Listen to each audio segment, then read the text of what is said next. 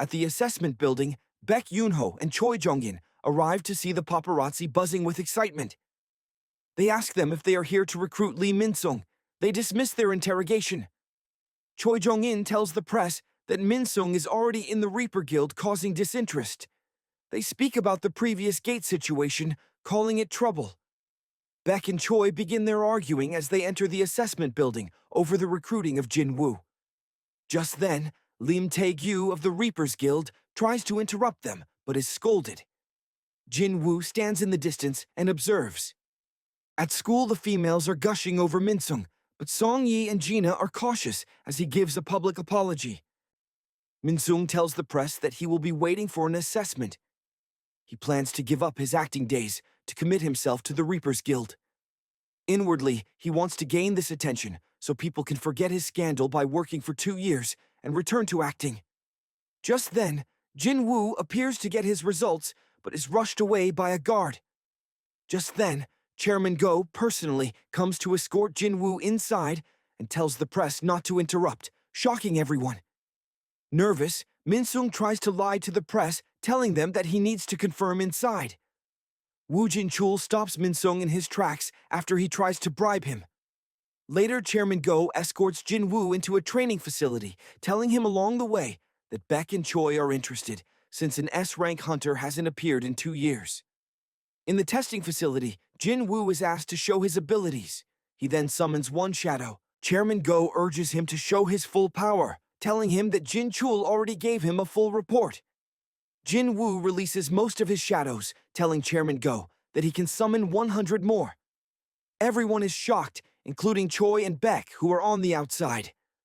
Later, Jin-woo is then handed his S-rank hunter's license. He is ecstatic that he can now buy and sell any gear he has without any suspicion. Chairman Go congratulates him and sees him off. Choi and Baek also congratulate him, but he dismisses them. He is then heckled by the press, but is seen by Song-yi and Gina via a live stream, freaking them out. His mining team is also shocked that Jin-woo is on the news. Cha Hae-in and Song Chi-yul smile.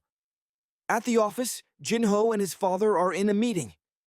Jinho tells his father that he couldn't get Jin-woo to join the company. His father is disappointed, but is even more shocked to learn that his son wants to start working with Jin-woo. His father, calling him selfish, asks him if this is what he really wants to do, scolding him. With his memories strengthening his resolve, he agrees, and his father warns him of the consequences. Back at the assessment building, Jin-woo is swarmed by the press. Baek asks him if he can give him a ride home, but Jin-woo declines and disappears. Baek is shocked to see how he's grown. Jin-woo looks for fire protection armor, but is shocked by the prices. However, the servant offers a challenge. If he can break the glass, he can have the items free of charge as the glass is magically enhanced. As Jin-woo prepares to break the glass, the servant tells Jin-woo it is a joke, and Jin-woo apologizes. The other servant then carries Jin-woo to the dagger section and realizes that he might not sell the Sphere of Avarice because of the huge price difference. Later at night, Baek is still pondering on Jin-woo's power, thinking that he is capable of getting stronger over time. The next day, Gina is relieved that she can finally go to school now that the press are gone. Jin-woo walks in and is scolded by her. He tells her he is going away for a week, and Jinho arrives. Later at night, Jin-woo leaves 3 of his shadows with Gina for fear of someone hurting her because of the publicity.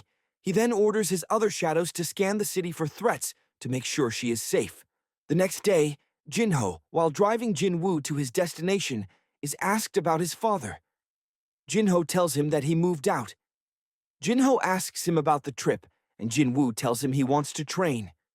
Jinho is surprised by this statement and smiles. In the dungeon, he puts on his flame resistance clothes and continues his journey to the 75th floor.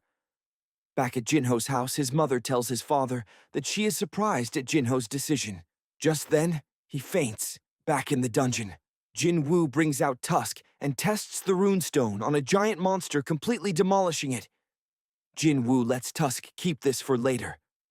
At the hospital, Jinho's father has contracted the eternal sleep disease caused by prolonged exposure to magic energy emitted by his hunter sons. Later, two hunters are on patrol and see an ant monster in the middle of the road. Back in the dungeon, Jin-Woo splits his shadows up and notices that one group gets defeated after he investigates. He notices 4 magic beasts destroying his army. In a flash, he destroys 3 of the 4 soldiers, asking the last one if they feel fear.